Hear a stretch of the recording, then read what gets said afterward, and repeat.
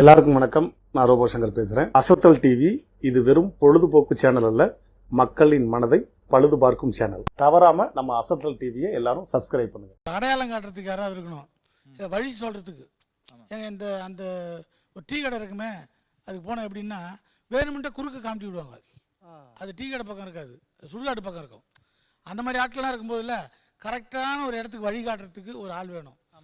ஒரு ஆளுக்கு எல்லா திறமையும் இருக்குது, ஆனால் அவர் ஒரு தனி தீவில் இருக்கார். அவர் போய் நகரத்துக்கு போனால் தான் ஜெயிக்க முடியும். அப்போது என்ன பண்ணுறது அப்படின்னா, தவிச்சிட்டு இருக்கும்போது ஒரு ஓடம் வந்தது. ஒரு ஆள் வந்து வாங்க நான் கூட்டு போய் விடுறேன்னாரு. அந்த ஆளுக்கு எவ்வளோ சந்தோஷமாக இருக்கும். இவ்வளோ திறமை இருந்தோம், நம்மளை வந்து இந்த ஓடக்காரன் வந்து கூட்டு போய் அந்த நகரத்துக்கு விடுறாரு, நம்ம திறமெல்லாம் வெளிப்பட போகிறதுனா அந்த படகுல போனவனுடைய என்ன உணர்வோ இங்கே வந்து அத்தனை கலைஞர்களுக்கும் அதான் உணர்வு. அதைத்தான் சன் டிவி அசத்த போவது நிகழ்ச்சி நடத்தி கொண்டிருக்கிறது. எல்லா திறமை இருந்தாலும் எங்களை கொண்டு போய் அந்த இடத்துல விடணும்ல, அந்த அடையாளம் காட்டணும்ல, அட்ரஸ் சொல்லணும்ல. இவங்களுக்கெல்லாம் அட்ரஸ் காட்டுற ஒரு நிகழ்ச்சி தான் இந்த நிகழ்ச்சி. இது தொடர்ந்து வெற்றி பெறும். ஓகே, உங்களுக்கு அட்ரஸ் காட்டினவர் யார்? எனக்கு வழி காட்டினவர். இந்த மேடையிலையும் பெருமையாக சொல்லிக்கிறேன். என்னை பெற்றது என் தாய், என்னை வளர்த்த தாய் என்னுடைய குருநாதர் திரு கே பாக்கியராஜ் அவர்கள். வாழ்க்கையில் மாதா பிதா குரு 3 பேரையும் மறக்கவே கூடாதும்பாங்க. நீங்கள் உங்கள் மாதாவையும் குருவையும் மறக்கவே இல்லை. நிச்சயமாக நீங்கள் இப்படி தான் இருப்பீங்க. காரணம், வந்தவங்க கரெக்டாக என்கரேஜ் பண்ணும்பொழுது லாஸ்ட்டில் அவங்க மறக்காமல் இருந்தது நிச்சயமாக நீங்கள் குறிப்பிட்டீங்க. யாரையுமே ஹர்ட் பண்ணாமல் எல்லாரையும் ரொம்ப அப்ரிஷியேட் பண்ணி என்கரேஜ் பண்ணி பேசிகிட்டு இருந்தீங்க. ஸோ உங்களை பெற்றதுனாலையும் உங்களுக்கு குருவாக இருந்ததுனாலையும் நிச்சயமாக பாக்கியராஜ் சாரும் சரி உங்கள் அம்மாவும் சரி ரொம்ப பெருமைப்படுவாங்க. நான் சினிமாவுக்கு வந்து இந்த நேரத்தில் ஒரு நன்றி கூட சொல்லி, என்னன்னா சினிமாவை பார்க்குறதே பெரிய விஷயமா நினச்சிவேன். நான் வந்து ஹீரோ ஆகிட்டு இன்னும் கிள்ளி பார்த்துட்ருக்கேன். என்னடா இது, நம்ம நிஜமாவே ஹீரோ ஆகி டூயட்லாம் பாடணுமா, ஃபைட்லாம் பண்ணிகிட்டு இருக்கோமா, நம்ம டைரக்ஷன்லாம் பண்ணுறோமான்னு. என் பையன் வந்து ஹீரோ நடிச்சிருக்கிறான். அது நீங்கள் வந்து கிள்ளி பார்க்கல, நீங்கள் நிறைய ஹீரோயினை கிள்ளி பார்த்துருக்கீங்க. அது ஓவர் ஆகிட்டு உங்கள் வேலை நான் பண்ண மாட்டேன். என் வேலையை வந்து என்ன கிள்ளி பார்க்குறது தான். ஆக இவ்வளோ சந்தோஷம் கொடுத்த இந்த சினிமாவுக்காக நான் இன்னும் உழைக்கவும், இது எவ்வளோ கஷ்டங்கள் வந்தாலும் தாங்கிக்கவும், எவ்வளோ பாராட்டு வந்தால் அதுக்கு மயங்காமல், எவ்வளோ வேதனை வந்தாலும் அதை தாங்கிக்கிறதுக்கு தயாராக இருக்கேன். என்னை இந்த சினிமா ஏற்றுக்கிறதுக்கு நன்றி நன்றி நன்றி. ஆக்சுவலாக கடவுள் எல்லாருக்கும் ஒரே போல தான் வந்து முகத்தை கொடுத்தார். அதில் எந்த உணர்ச்சிகளை காட்டுறோன்றது நம்ம கிட்ட தான் இருக்கு. நல்ல உணர்ச்சியை காட்டினா இதே நல்லா இருக்கும். அந்த நல்ல உணர்ச்சிங்கிறது சிரிப்பும் சந்தோஷமும் தான். அது மக்களுக்கு வாரி வாரி வழங்குறது நம்ம அசத்த போகுது ப்ரோக்ராம் தான். தூரத்துலேருந்து பார்க்கும்போது நீ தலை ஆட்டி ஆட்டி பேசியிருந்தேன், ரொம்ப சந்தோஷப்பட்டேன். கிட்ட வந்து பார்த்தா தான் மாட்டுக்கு போகிற மணி எல்லாம் போட்டுனுக்கிறேன். இல்ல, இது உங்களுக்கு போட்டா அந்த மாதிரி இருக்கும், எனக்கு போட்டா அது அழகா இருக்கும். எனக்கு போட்டா காளை மாடு மாதிரி இருக்கும், பசு மாடு, அவ்வளோதாங்க, வேற என்ன. ஆமா, என்ன திருப்பதி கிளம்பிட்டியா? என்ன சார், எவ்வளவு அழகா ஒரு ட்ரெஸ் போட்டு வந்திருக்கேன். என்னைய பார்த்து இப்படி சொல்லிட்டீங்க. நீங்களாம் வந்து காஸ்டியூமர் கிட்ட அயன் பண்ண வச்ச ட்ரெஸ் எடுத்து வருவீங்க, நான் சொந்தமா காசு போட்டு வாங்கி கொண்டு வருவேன். ஐயோ, கசக்கி காட்டினாலும் கந்தைய கட்டுன்றது கரெக்டா இருக்கு ட்ரெஸ். என்னதான் ஒரு சீரியஸான ரோல், என்னதான் ஒரு இதாக பண்ணாலும் அந்த ஒரு ஜாலியாக ஒரு காமெடியான ஒரு ரோல் பண்ணாதான் நம்மளுக்கே மனசு ரொம்ப சந்தோஷமா இருக்கும். அந்த தேட்டர் விட்டு வெளியே வரும்போது கூட நம்மளுக்கும் பயங்கர அப்படியே அதே ஃபீல்ல இருப்போம். ஸோ என்னை பொறுத்த வரைக்கும் இங்கே இருக்கிற நிறைய கலைஞர்கள் நிறைய டிஃப்ரெண்ட் டேலண்ட்ஸில் பண்ணிட்டு இருக்காங்க. ரொம்ப ஸ்பான்டேனியஸாக நிறைய விஷயங்கள்லாம் பண்ணிட்டு இருக்காங்க. உண்மையிலே நம்மளாம் ஒரு காமெடி சீன் எழுதணும்னா ஒரு 6 மாதம் யோசிப்போம் எப்படி சிரிக்க வைக்கிறதுன்னு. இதெல்லாம் ஒரு செகண்ட்ஸில் வந்து அவங்கள வந்து அவ்வளோ ஸ்பான்டேனியஸாக சொல்ல வைக்கிறாங்க, சிரிக்க வைக்கிறாங்க. Simply great and hats off to all the people. Thank you, ரொம்ப நன்றி. ஏன்னா இன்னைக்கு வந்து யார்ட்டையும் பேச முடியல. இப்போ நாங்கள் ஏதாவது வார்த்தை பேசினாலும் சிட்டி பாபு சார் வந்து எப்படி கமெண்ட் அடிக்கிறாருன்னு நீங்கள் பார்த்துட்டு தான் இருக்கீங்க. பயங்கரமான ஆள் அவரு சார் மதன் பாபு சார் சிரிச்சு எல்லாத்தையும் ஓச்சிப்படுவார். அந்த மாதிரி 2 மிகப்பெரிய காமெடி ஜாமான்கள் யார்ட்டையுமே பேச முடியல. அன்னைக்கு நான் கிளாஸில் பாடம் நடத்திட்டு இருக்கேன், பசங்களாம் எப்படி பேசுறானே புரிஞ்சுக்க முடியல. கிளாஸில் பாடம் நடத்திட்டு இருக்கேன், ஒரு பையனை எழுப்பி கேட்டேன், தம்பி உங்கள் அப்பா யாரான்னு கேட்டேன். ஒரு க்ளூ கொடுங்க சாருங்கிறான். எதுக்கு க்ளூ கொடுக்குறதுன்னு ஒரு விவசாயம் இல்லை. இந்த பசங்க கிளாஸில் பேசுகிற விஷயமே ரொம்ப பயங்கரமாக இருக்கும். அன்றைக்கி மகாபாரதத்தில் ஒரு பாடம் நடத்திட்டு இருக்கேன், தம்பி அர்ஜுனன் நிற்காரா, துரோணாச்சாரம் எதிர்த்த மாதிரி இருக்காரு, போர் காட்சி. அர்ஜுனன் அம்பு எய்ய மாட்டேன்ட்டாரு. கிருஷ்ண பகவான் கேட்குறாரு, ஏன் அம்பு எய்ய மாட்டேங்கிற அர்ஜுனனானே, எனக்கு பாடம் கற்றுக் கொடுத்த வாத்தியார் அவரை பார்த்து எப்படி நான் அம்பு எய்யறதுன்னு அர்ஜுனன் கேட்டான்டா. அருமையான காட்சிடா. இதே இடத்துல துரோணாச்சாரியர் இடத்துல நான் இருக்கேன், அர்ஜுனன் இடத்துல நீ இருக்க, அப்ப நீ என்னடா செய்வ கோபாலுன்னு. பேசுறதுக்கு வேலையில்லை சார், போட்டு தள்ளி 10 நிமிஷம் ஆயிருக்கும்னா. எப்படி இருக்கேன் பார்த்தீங்களா? ஐயோ ஐயோ, பயங்கரமான பசங்க, ஒன்றும் சொல்ல முடியல. இந்த டாக்டர்லாம் அன்றைக்கி ஒருத்தன் டாக்டர்கிட்ட போயிருக்கான். டாக்டர்கிட்ட போய் சொல்லியிருக்கான், டாக்டர் எனக்கு இடுப்பு பிடிச்சிருக்கு அப்படின்னு இருக்கான். எத்தனை நாளா அப்படின்னு கேட்டிருக்காரு டாக்டர். நான் என் இடுப்பு சொல்ல டாக்டர், உங்கள் நர்ஸோட இடுப்பு எனக்கு ரொம்ப பிடிச்சிருக்குன்னு இருக்கான். இவன் போய் எதை பார்த்துருக்கான் பாருங்க, பயங்கரமான ஆள். ஒரு ஆள் டாக்டர்கிட்ட போய் கேட்டிருக்கான், டாக்டர் ஆப்ரேஷன் பண்ணால் பிழைக்க முடியுமா அப்படின்னு கேட்டிருக்கான்.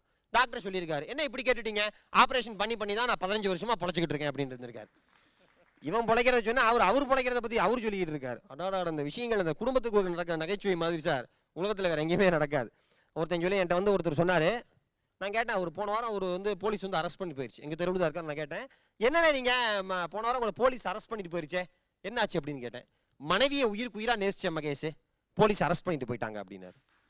மனைவியை உயிருக்கு உயிராக நேசிச்சதுக்கு போய் போலீஸ் அரெஸ்ட் பண்ணாங்களா? என்னண்ணா எப்படின்னீங்க? ஆமாம், நான் நேசிச்சது பக்கத்து வீட்டு மனைவியை. அவனு வேற வேலையே இல்லையா அவனுக்கு? இன்னொருத்தர் சொன்னார், மகேஷ் எந்த திருவிழானாலும் நான் என் பொண்டாட்டிய கம்பல்சரி கூட்டிட்டு போயிடுவேன் அப்படின்னாரு. அப்படியானே, உங்க பொண்டாட்டி மேல அவ்வளோ பாசமான ஒரு திருவிழாலையாவது அவ காணாம போவாளான்னு பாக்குறேன். சனியை எப்பயுமே கரெக்டா வந்துருது வீட்டுக்குன்னா. எப்பேற்பட்ட ஆள் பாருங்க, பயங்கரமான ஆள். இந்த குடும்பத்துக்குள்ளதான் இந்த மாதிரி பல விஷயங்கள் ஊடல் கூடலாம் நடக்கும். சில பேர் நுரண்டுக்குனே பேசுவான், சமாளிக்கிறதுல பயங்கரமா பேசுவான். ஒரு ஆள் பஸ் ஓட்டிட்டு போய் பஸ்ஸில் இருந்து அத்தனை பேருமே செத்து போயிட்டாங்க, டிரைவர் மட்டும் பொழைச்சிட்டாரு. கோர்ட்ல கேஸ் நடந்திருக்கு. நீதிபதி கேட்டிருக்காரு, எப்படி ஆக்சிடென்ட் நடந்தது அப்படின்னு இருக்காரு பஸ் டிரைவரை பார்த்து. டிரைவர் சொல்லியிருக்கான், தெரியல சாமி, அப்போ நான் நல்ல தூக்கத்தில் இருந்தேன் இருக்கான். அப்புறம் ஆக்சிடென்ட் நடக்காம என்ன நடக்கும்? ஒருத்தன் நேராக போய் ஒருத்தன் ஹோட்டலில் போய் சாப்பிட்டுருக்கான். சாப்பிட்டு மட்டன் பிரியாணி ஆர்டர் பண்ணியிருக்கான். கொண்டு வந்ததால் மட்டன் பிரியாணி வச்சிருக்காரு சர்வர். மட்டன் பிரியாணியில் கொம்பு இருந்திருக்கு. இவனுக்கு அதிர்ச்சி ஆகி போச்சு. யோ, என்னையா மட்டன் பிரியாணியில் கொம்பு இருக்கு அப்படின்னு இருக்காரு. அதுக்கு சர்வர் சொல்லியிருக்கான், நக்கலா, போங்க சார், நாய்க்கு ஏது கொம்பு அப்படின்னு. இவன் நாய்க்கறி கொண்டு வந்து வச்சிருக்கான். பல பேர் நாட்டில் இப்படியே திரியிறாங்க. இந்த சமாளித்து பேசுறதுல நம்ம ஆட்களை விட்டால் உலகத்தில் யாருமே கிடையாது. சமாளித்து பேசுறதுல ஒரு உலக குற்றவாளியா ஒரு 3 பேர் தீர்மானிச்சு அவனுக்கு தண்டனை கொடுக்கலான்னு சொல்லிட்டு நீதிபதி இருந்திருக்காரு. தண்டனை கோர்ட்டுக்கு வந்துட்டாங்க 3 பேரும். ஒருத்தன் ரஷ்யாக்காரன், ஒருத்தன் அமெரிக்காக்காரன், ஒருத்தன் நம்மாள் தமிழ்நாட்டுக்காரன். நீதிபதி கேட்டிருக்காரு, கோர்ட் இந்தியாவில் கேஸ் நடந்திருக்கு. நீதிபதி கேட்டிருக்க, உன்னோட கடைசி ஆசை என்னப்பா? 2 ஆசை சொல்லு அப்படின்னு இருக்காரு. ரஷ்யாக்காரன் சொல்லியிருக்கான், எங்க ரஷ்யாவில் ஒரு பலரசம், ரொம்ப ஃபேமஸான பலரசம் இருக்கு சார், அதை குடிச்சுப்படுறேன். என்னோட முதல் ஆசை அதை. லெனின் சமாதி பக்கத்தில் என்னோட புதைச்சிருங்க, என்னோட 2வது ஆசை அதுன்னு இருக்கான். சரி, உனக்கு ஓகே போ அப்படின்னு. அமெரிக்காக்காரன், உனக்கு என்னப்பா? அமெரிக்காவில் மதுவில் ரொம்ப சூப்பராக இருக்கும் சார், நான் ஒரு மது பிரியர், அதனால் எனக்கு ஒரு பாட்டில் பீர் கொண்டு வந்துருங்க, நான் குடிச்சிட்றேன். எங்கள் நாட்டு தலைவர் ஜார்ஜ் வாஷிங்டன் பக்கத்தில் என்னுடைய சமாதி பக்கத்தில் என்னை புதைச்சிருங்க, ரொம்ப சந்தோஷம், அது எனக்கு போதும்னா அவனுக்கும் நிறைவேற்றியாச்சு. 3வதா நம்மால் தமிழ்நாட்டுக்காரன். இவன்கிட்ட பேசி மீள முடியுமா? இவன்கிட்ட கூப்பிட்டு கேட்டிருக்காரு, ஏன் உன் ஆசை என்னையா அப்படின்னு இருக்காரு. கேஸ் டிசம்பர் மாதம் நடந்திருக்கு. உன் ஆசை என்னன்னு கேட்டிருக்காரு. இவன் சொல்லியிருக்கான், சாமி நான் சேலத்துக்காரன், சேலத்து மாம்பழம்னா எனக்கு ரொம்ப பிடிக்கும், தயவு செஞ்சு 2 மாம்பழத்தை கொடுங்க, சாப்பிட்டு இப்படி சாவறேன் அப்படின்னு இருக்கான். இப்போ சீசன் இல்லையா, மே மாதம் தானே சீசன் அப்படின்னு இருக்காரு ஜட்ஜு. நான் இப்பயாவா கேட்டேன், மே மாதம் ஆகட்டும் மெதுவா, அது ஒன்றும் அவசியம் இல்லை அப்படின்னு இருக்கான். ஐயோ வாயை கொடுத்து மாட்டிக்கிட்டோமேன்ட்டு மே மாதம் வரைக்கும் கேஸ் இழுத்துருக்காங்க ஒருத்தனுக்காக. மே மாதம் நீதிபதி வந்திருக்காரு, மரியாதை இன்னொரு ஆசை என்னன்னு உருப்படியாக கேளு, மறுபடியும் கேஸை இழுக்க வைக்காத, ஒழுங்கா கேளுன்னு இருக்காரு. சரிங்கய்யா அப்படின்ட்டு அவன் கேட்டிருக்கான். என்ன என்னோட கடைசி ஆசை என்ன அப்படின்னு இருக்காரு. அவன் லெனின் சமாதி பக்கத்தில் புதைக்க சொன்னான். இன்னொருத்தன் ஜார்ஜ் வாஷிங்டன் சமாதி பக்கத்தில் புதைக்க சொன்னான். எனக்கு அப்படிப்பட்ட ஆசைங்களா இல்லைங்கய்யா, உங்க சமாதி பக்கத்தில் என்ன புதைச்சா போதும் அப்படின்னு இருக்கான். ஜட்ஜி மயக்கம் போட்டு விழுந்துட்டாரு. எல்லாம் தண்ணி தெளிச்சு எழுப்பியிருக்கானுங்க. எழுப்பிவிட்டு அவர் சொல்லியிருக்காரு, ஏய் நான் சாகவே இல்லையாடா அப்படின்னு இருக்காரு. அதுக்கு இவன் சொல்லியிருக்கான், நான் இப்பயாவா நடக்கணும்னு சொன்னேன், அது எப்போ நடக்குதோ அப்போ நான் செத்துக்கிறேன் அப்படின்னு இருக்கான். சில பேர் நாட்டில் கடன் கொடுத்துட்டு பல அவஸ்தைப்படுவான். கடன் கொடுத்துட்டு அவன் வாங்குறதுக்குள்ள பல அவஸ்தைப்படுவான். என்கிட்ட ஒருத்தன் கடன் வாங்கியிருந்தான். நான் போய் கேட்டேன், அவன் தரல, வழக்கம் போல தரல. ஒருத்தன் இதே மாதிரி கடன் வாங்கியிருக்கான். அவன் போயிருக்கான், ஏய் கடன் வாங்கி எத்தனை நாள் ஆச்சு, எப்படா நான் எப்போ பணத்தை திருப்பி தர அப்படின்னு இருக்கான். இவன் சொல்லியிருக்கான், ஓவரா கத்தாதரா, வர ஞாயிற்றுக்கிழமை கரெக்டாக கொடுத்துட்றேன் அப்படின்னு இருக்கான். இன்னும் இவன் சொல்லியிருக்கான், கொடுத்தவன் ஞாயிற்றுக்கிழமெல்லாம் வேண்டாம், அன்னைக்கு நான் ஊரில் இருக்க மாட்டேன் அப்படின்னு இருக்கான். அதுக்கு இவன் வாங்கினவன் சொல்லியிருக்கான், என்ன சரி அன்னைக்கு நானும் தான் ஊரில் இருக்க மாட்டேன். கடன் வாங்கிவிட்டு பாருங்க, என்னைக்கு பிளான் போட்டு எஸ்கேப் ஆவான். சில பேர் கடன் வாங்கிவிட்டு என்கிட்ட ஒருத்தர் 500 ரூபா வாங்கியிருந்தான். என் ஃப்ரெண்டு 500 ரூபா கொடுத்துருந்தேன், தரவே இல்லை. 3 வருஷம் ஆகி போச்சு. என்னடா 500 ரூபாய்க்கு இப்போ என்ன 3 வருஷம் ஆகி தரலேன்னு நேராக போனேன். எப்படா 500 ரூபாய்க்கு தர போறேன்னு. இங்கே வா மகேஷ்னு அவங்க வீட்டு கொல்ல பக்கத்துக்கு அழைச்சிட்டு போனான். பின்னாடி பக்கத்துக்கு அழைச்சிட்டு போய் ஒரு குழியை காமிச்சான். இங்கே பாருன்னா, ஏன்டா தள்ள போறியா என்னென்ன இல்லை அப்படின்ட்டு ஒரு புளிய விதையை எடுத்தான்.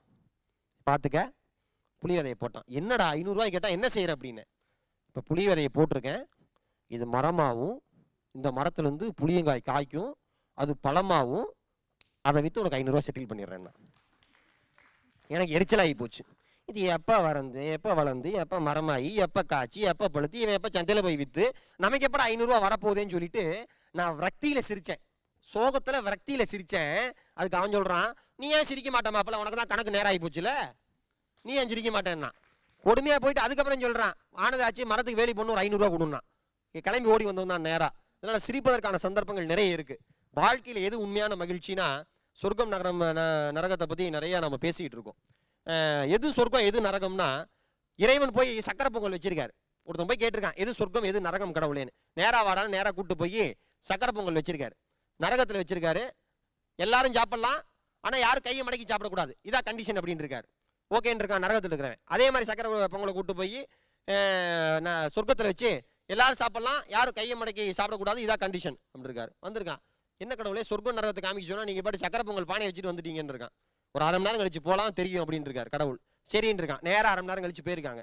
நரகத்தில் போனா ஒரு பையன் ஒரு பருக்க கூட சாப்பிடல, எல்லா சக்கரை பொங்கலும் கீழே கிடந்திருக்கு.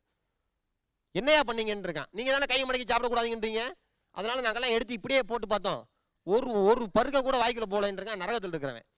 இதான் நரகம். நேராவா சொர்க்கத்துக்கு வான்னு சொர்க்கத்துக்கு கூட்டிட்டு போயிருக்காங்க. சொர்க்கத்துக்கு கூட்டிட்டு போய் காமிச்சிருக்காங்க. ஒரு பருக்க கூட கீழே இல்ல, சக்கரை பொங்கல் ரொம்ப டேஸ்டா இருந்தது கடவுளே ரொம்ப நன்றின்னு சொர்க்கத்தில் இருக்கவங்களாம் சொல்லியிருக்காங்க. கடவுள் இவன் கூட போனவன், கடவுள் கூட போன மனுஷன் கேட்டிருக்கான், நீங்களா எப்படி சாப்பிட்டீங்க, அவரு தான் கண்டிஷன் போட்டாரே அப்படின்னு. அவர் கண்டிஷன் போட்டாரு, கையை மடக்கி தான் சாப்பிடக்கூடாதுன்னு சொன்னாரு. சக்கரை பொங்கல் நடுவில் வச்சுக்கிட்டோம், ஒருத்தன் நான் இங்க உட்காந்துக்கிட்டேன், இன்னொருத்த அங்க உட்காந்துக்கிட்டான், நான் எடுத்து அவனுக்கு ஊட்டினேன், அவன் எடுத்து எனக்கு ஊட்டினான், மொத்தத்துல 2 பேர் வயிறு நிறைஞ்சுதான்னு. இதே மாதிரிதான் அசத்தப் போவது யாரு, அசத்தல் மன்னர்கள் அசத்தற நிகழ்ச்சியும். நாங்கள் ஒரு பிடி நகைச்சுவை எடுத்து மக்களுக்கு ஊட்டுகிறோம், அவர்கள் ஆதரவு என்கிற சர்க்கரை பொங்கலை 1000 கைப்பிடி பிடித்து எங்களுக்கு ஊட்டுகிறார்கள். இதுதான் இந்த நிகழ்ச்சியினுடைய வெற்றி. உங்கள் அனைவருக்கும் இந்த நேரத்திலே நன்றியை தெரிவித்துக் கொண்டு தொடர்ந்து சிரிங்க, வாழ்க்கையில் மகிழ்ச்சியா இருங்க. வாய்ப்பிற்கு நன்றி. வணக்கம். வணக்கம். தவறாம நம்ம அசத்தல் டிவியை எல்லாரும் சப்ஸ்கிரைப் பண்ணுங்க.